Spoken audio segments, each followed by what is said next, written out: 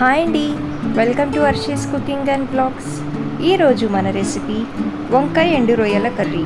ఇంతకీ మీరు ఎండు రొయ్యలతో ఏ కాంబినేషన్ చేసుకుంటారో కామెంట్ చేయండి. ఈ రెసిపీ అయితే చాలా ఈజీ అండ్ చాలా టేస్టీగా ఉంటుందండి. మరి లేట్ చేయకుండా మనం ప్రాసెస్లోకి వెళ్ళిపోదాం.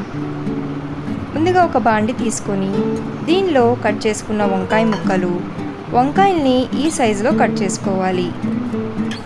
కట్ చేసుకున్న 2 మీడియం సైజు ఉల్లిపాయలు, పచ్చిమిర్చి, ఎండి రొయ్యల్ని క్లీన్ చేసుకున్న తర్వాత 10 నిమిషాలు నీళ్ళలో నానబెట్టి 2-3 సార్లు బాగా వాష్ చేసుకున్న ఎండి రొయ్యలు, 4 నుంచి 5 టేబుల్ స్పూన్ల నూనె, రుచికి సరిపడా ఉప్పు, 1/2 టేబుల్ స్పూన్ పసుపు వేసి వీటన్నిటినీ బాగా కలుపుకోవాలి. ఇలా కలిపిన తర్వాత మూత పెట్టి స్టవ్ మీడియం ఫ్లేమ్లో పెట్టి వంకాయల్ని మగ్గించుకోవాలి. ఈ కర్రీ మొత్తం లో ఫ్లేమ్లో చేసుకుంటేనే బాగుంటుంది. వంకాయలు ఇలా మగ్గిన తర్వాత దీనిలో 2 టేబుల్ స్పూన్ల కారం వేసుకొని ఒకసారి బాగా కలపండి. ఇలా కలిపి మరో 2 నిమిషాలు మగ్గనివ్వండి. ఇలా నూనె పైకి తేలిన తర్వాత కొత్తిమీర వేసుకుంటే మన కర్రీ అయితే రెడీ అయిపోతుంది.